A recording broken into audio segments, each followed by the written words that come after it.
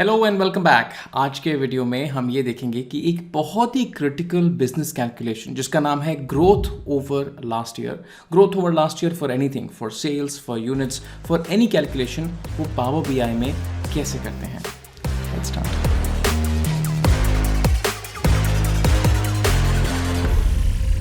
Alright, तो सबसे पहले स्टार्ट करते हैं अपने डेटा मॉडल से। मैंने यहाँ पे एक बहुत ही सिंपल सा स्टार स्कीमा डेटा मॉडल बना रखा है। स्टार स्कीमा का सिंपल मीनिंग ये है कि मेरे पास प्रोडक्ट्स टेबल है जो one side of the relationship पे है और सेल्स टेबल है जो many side of the relationship पे है। ये एक रिलेशनशिप है प्रोडक्ट टू सेल्स का और दूसरा रिलेशनशिप है हमारा कैलेंडर और सेल्स टेबल के बीच में। हमें कैलेंडर टेबल की जरूरत इसलिए पड़ेगी क्योंकि कोई भी टाइम इंटेलिजेंस कैलकुलेशन करते हुए जो हम फॉर्मूलाज का यूज करेंगे उसमें कैलेंडर टेबल का यूज होता है। तो यहाँ पे जो कैलेंडर टेबल मैंने बनाई है वो एक डैक्स फॉर्मूला से बनाई है। ये कैलेंडर टेबल कैसे बनाते हैं मैंने इसके पीछे एक वीडियो भी कर रखा है, specially fiscal year calendar table, Indian fiscal year, जहां पे हमारा ईयर स्टार्ट होता है अप्रैल से और एंड होता है मार्च में। तो वो वीडियो का लिंक मैं यहाँ पे प्रोवाइड कर दूंगा and you can please take a look at that. But here अगर आप देखें कि मेरा जो first date of the calendar है 1st of April से स्टार्ट हो रहा है, going all the way up until March 31st. So if I sort it in the descending order,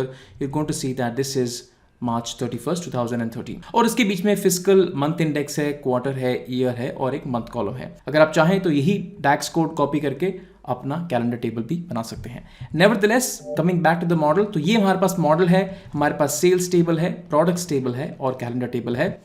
और इसके अलावा मैंने एक बहुत ही सिंपल सा विजुअलाइजेशन क्रिएट किया हुआ है जहां पे मेरे पास फिजिकल ईयर, क्वार्टर, मंथ, ये 3 कॉलम कैलेंडर टेबल में से आ रहे हैं और इसके अगेंस्ट में टोटल सेल्स का एक मेजर मैंने लिख रखा है जिसका फॉर्मूला कुछ ऐसा है जहां पे मैं प्राइस इनटू यूनिट्स को मल्टीप्लाई करके अपना सेल्स कैलकुलेट कर रहा हूं। Simple as that. अभी मुझे क्या करना है, मुझे growth over last year calculate करना है। तो कैसे करें? Let's just take a look at a simple example. 2011 और 12 में in the month of Jan हमारे पास सेल्स हुआ था 3455। ये 3455 का सेल्स अगर मुझे लास्ट ईयर से कंपेयर करना है तो मुझे ये जैन का value last year Jain value से कंपेयर करके मुझे ग्रोथ निकालना पड़ेगा। यानी कि व्हाट इज द ग्रोथ अगर हमारे पास लास्ट ईयर 1200 अप्रोक्सीमेटली 1200 का सेल्स था और इस साल अबाउट 3500 का सेल्स है, तो कितना ग्रोथ हुआ? नियरली अबाउट 200% के आसपास। तो वो कैसे कैलकुलेट करें? Let's take a look. तो इसके लिए मैं एक न्यू मेजर क्रिएट करूंगा, right click and I will say that I will make a new measure. Let's just call this as my YOY growth और इसमें मैं एक सिंपल सा कैलकुलेशन लिखूंगा। मैं कहूंगा कि मुझे कैलकुलेट करना है टोटल सेल्स, पर टोटल सेल्स कैलकुलेट करने से पहले मुझे लास्ट ईयर का सेल्स नंबर चाहिए। So I will use a function called same period last year and I will input calendar date right here. You can see that same period last year में एक ही input मांग रहा है कि आपकी unbroken dates कौन सी table में पड़ी हैं। तो हमारी अनब्रोकन डेट्स यानी कि कोई भी डेट मिसिंग नहीं है वो हमारी कैलेंडर टेबल डेट कॉलम में है। तो that's the input that I give right here. Close the bracket and then close the bracket, press enter. ये फॉर्मूले का रिजल्ट हमें लास्ट ईयर का नंबर देगा। तो अगर मैं ये फॉर्मूले को इस पिवट टेबल में ड्रैग करूं करंट ईयर जैन के सामने, मेरे पास लास्ट ईयर जैन का नंबर आ जाएगा। अभी मेरे पास दोनों नंबर का एक्सेस है, यानी कि टोटल सेल्स नंबर का एक्सेस है और लास्ट ईयर का भी एक्सेस है। इन दोनों नंबर्स को डिवाइड करके मैं एक ग्रोथ कैलकुलेट कर सकता हूं। तो चलिए अपने फॉर्मूले को रिवाइज करते हैं। तो अपने फॉर्मूले में जाके मैं बोलूंगा कि मुझे एक वेरिएबल क्रिएट करना है, तो var कीवर्ड फॉर दैट, और मैं बोलूंगा कि मेरा लास्ट ईयर सेल्स जो है वो ये पर्टिकुलर कैलकुलेशन से आता है। That's one. Then I will create another variable and I will say current year sales and my current year sales is nothing but my total sales. That's it. Now I'm going to say something like return and I will say current year sales divided by last year sales minus 1 is nothing but my growth. Press enter. Let's take a look at the answer. तो यहाँ पे हमारे पास काफी सारे infinity और -1 आ गए हैं, but फिर भी हम एक बार चेक करते हैं कि हमारा आंसर क्या आया है। So let's just take a look. यहाँ पे अगर हम जाएं तो 3455 के अगेंस्ट में 188%, इसको परसेंटेज में कन्वर्ट कर देते हैं। तो I will just go there and click on the percentage and this gets converted to a percentage. तो 188% का ग्रोथ आया है if I was comparing 3455 with this number 1199. But problem ये है कि हमारे पास ये सारे नंबर्स इन्फिनिटी हैं और ये सारे नंबर्स -100 है। क्यों?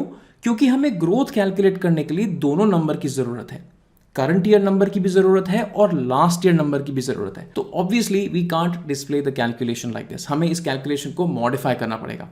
Let's do that. So I am going to go back to this calculation और इसमें मैं बोलूंगा कि ये कैलकुलेशन करने से पहले जो हमारी ग्रोथ कैलकुलेशन है, please check for 2 things. First thing, हमारे पास करंट ईयर का वैल्यू होना चाहिए. सेकंड थिंग, हमारे पास लास्ट ईयर का वैल्यू होना चाहिए. अगर ये दोनों कंडीशंस ट्रू हैं, only then calculate the growth. So I am going to go ahead and write my condition. So I will say if the current year is not equal to a blank, that's my condition number 1. And then I will say last year is not equal to a blank, that's number 2. अगर ये दोनों conditions true हैं, only then calculate the growth. So my growth is current year divided by last year minus 1. आप चाहे तो divide function भी use कर सकते हैं, but that's okay. And minus 1, and then close the bracket and press enter, and that is going to give you the right answer. Let's just take a look. Current year divided by last year, I just wrote it a comma, so current year divided by last year minus 1, and that actually gives you the correct growth for the right period in your model.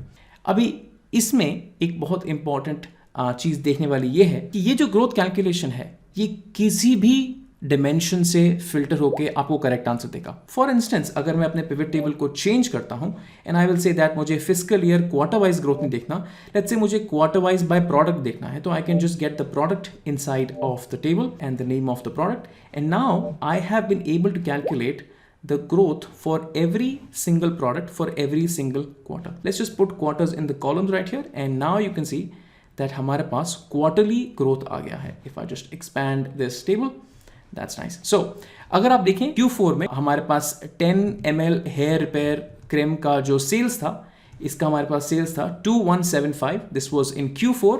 और अगर इसी product का हम last year cell देखेंगे तो हमारे पास 479 था. तो 479 को अगर आप 2175 से कंपेयर करेंगे तो हमारा जो ग्रोथ आएगा वो आएगा 354%. That is awesome. तो ये जो कैलकुलेशन है, आप इसको कैसे भी स्लाइस और डाइस कर सकते हैं और अपनी ग्रोथ कैलकुलेशन निकाल सकते हैं. इसके और भी परम्यूटेशन कॉम्बिनेशन हो सकते हैं. अगर आपका कोई क्वेश्चन है तो please put them down in the comments and I will be glad to reply. जाने से पहले मैं आपको बताना चाहता हूं कि मेरे पास DAX, power query, power BI, data modelling के बहुत ही अमेजिंग, बहुत ही एडवांस्ड कोर्सेज हैं. अगर आप एक बिगिनर हैं और अपनी स्किल्स को नेक्स्ट लेवल तक ले जाना चाहते हैं, डिफिकल्ट प्रॉब्लम सॉल्व करना सीखना चाहते हैं, लॉजिकल वे में प्रॉब्लम्स को कंस्ट्रक्ट करना सीखना चाहते हैं, तो I will highly recommend that you please take a look at my courses. आपको बहुत बेनिफिट होगा. That's been it.